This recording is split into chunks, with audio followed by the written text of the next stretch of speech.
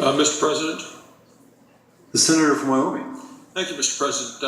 Mr. President, back in August, several Western states and Indian tribes suffered an enormous environmental disaster. It's been called the Gold King mine spill. In this disaster, the Environmental Protection Agency spilled 3 million gallons of toxic wastewater into a tributary of the Animas River in Colorado. This plume of toxic waste threatened people in Colorado, New Mexico, and Utah. It stretched to the land of the Navajo Nation and the Southern Ute Indian tribes. Last month, I chaired a hearing of the Indian Affairs Committee that looked at the spill. The EPA was there to testify. The EPA claimed that it was taking full responsibility and that it did everything it could to deflect actual blame. They said they're taking full responsibility, then they did everything they could to deflect actual blame. The agency administrator actually told our committee that this spill was inevitable. Inevitable, she said. Does that sound like someone who's actually taking full responsibility? Well, last week we got the results of the investigation by the Department of Interior about what actually happened at the Gold King mine. On Friday, the Washington Post reported EPA gets the blame for the mine spill into the rivers. The EPA gets the blame. Well, according to this report, the EPA's crew didn't take engineering into account when it was working on the mine. Didn't take engineering into account. The agency didn't understand that waters in these mines, quote, according to the report, can create hydraulic forces similar to a dam. How could the experts from the EPA, the U.S. government's Environmental Protection Agency, not know that? Not know it. The report also said that, quote, the conditions and actions that led to the Gold King mine incident are not isolated or unique, and in fact are surprisingly prevalent. Remember, the EPA said it was inevitable. The only way this spill was inevitable is because the EPA is so inept, so negligent, so incompetent, that it was inevitable the agency would cause a disaster like this someday. Now they have. It is inevitable that the agency is going to keep making the same mistakes unless something changes at this irresponsible, incompetent agency. So what's changed? It's been almost 3 months since this disaster happened. The Environmental Protection Agency has not named a single person who is holding responsible for poisoning the river. If the EPA's incompetence is surprisingly prevalent, as the investigation found, you'd think that this agency should be trying to get its house in order before it takes on new jobs. That's not what the Obama administration is doing. Oh no. It's not slowing down at all. It's not slowing down in its quest for more power and more ways that it can control what people do. On Friday, the Obama administration published the final rule for what it calls its Clean Power Plan. This regulation would create more Washington control over how electricity is produced across the country.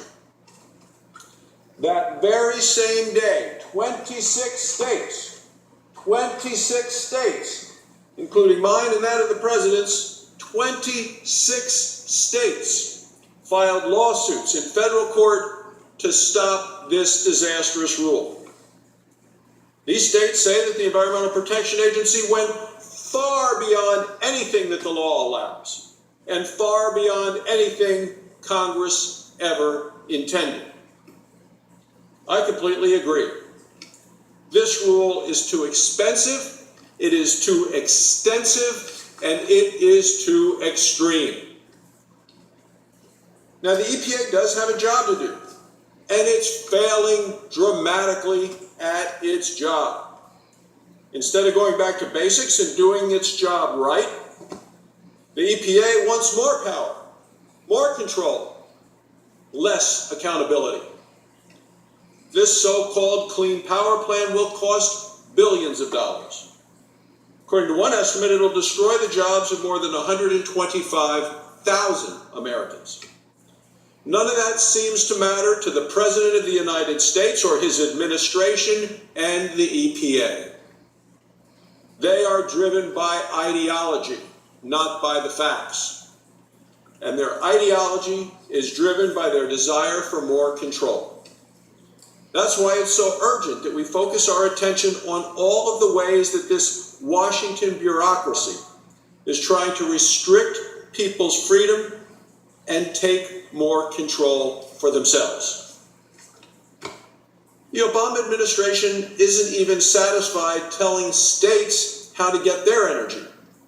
Now the Obama administration wants to be involved in making these decisions for the whole world. It's trying to negotiate a climate change treaty that will impose broad new limits on American energy. This treaty will also do incredible damage to the American economy. At the same time, the administration wants to pay billions of American taxpayer dollars, hard-earned dollars. They want to pay it to other countries. In return for these other countries adopting green energy sources like solar panels, the Obama administration will help prop up their economies, not at their expense, but at America's expense. It wants to do all of this behind closed doors, without any oversight from Congress or the American people. The administration wants to make sure that nobody can do anything to stop it until after it's too late. It wants to tie the hands of the American economy, dole out billions of taxpayer dollars, and not even ask the American people if that's what they want. The United States Congress cannot stand for that. It's the wrong choice for America, and it's the wrong choice for the rest of the world as well. Mr. President, there was an op-ed in the Wall Street Journal last Thursday by Bjorn Longberg. Now, he's the director of a nonpartisan international group called the Copenhagen Consensus Center. The headline is, "This child doesn't need a solar panel," with a photo of a child in a slum in Mozambique. The author points out that the Obama administration is wrongly focused on the kind of climate change payoff that the president is promoting. In the op-ed, he writes, "This effectively means telling the world's worst off people, suffering from tuberculosis, malaria, or malnutrition, that what they really need isn't medicine," he says, "not mosquito nets or micronutrients, no, but a solar panel." It is terrible news. He goes on, "In a world in which malnourishment continues to claim at least 1.4 million children's lives each year, 1.2 billion people live in extreme poverty, and 2.6 billion lack clean drinking water and sanitation, this growing emphasis on climate aid is immoral." Immoral. That's the assessment coming out of the Copenhagen Consensus Center. The president's actions are immoral. There are some very real dangers facing the United States and other countries today, like the threat from global terrorists and from countries like Russia, Iran, North Korea. There are desperate humanitarian crises around the world. These should be the focus of the Obama administration's foreign policy. Here at home, the EPA should be cleaning up the environment, not poisoning Americans' rivers and lakes. Until the Obama administration gets its priorities straight, Congress will have to act to stop it. Republicans have introduced legislation to block some of the administration's most egregious new rules. Senator Ernst has filed a resolution against the so-called waters of the United States, the WOTUS rule. I've introduced legislation to replace the WOTUS rule with one that actually protects waterways while preventing Washington's takeover of non-navigable waterways. Senator McConnell and Senator Capito have filed resolutions against the extreme limits on power plants. Senator Flake has filed one on the burdensome new ozone standard. Mr. President, we're going to keep a spotlight on this administration as it negotiates this new climate change treaty. We're going to stop it from committing this country to another bad deal, and the rest of us will be paying for that bad deal long after President Obama is out of office. Congress is going to hold the Obama administration accountable, and rein in the Washington bureaucrats before they do additional damage. Thank you, Mr. President. I yield the floor.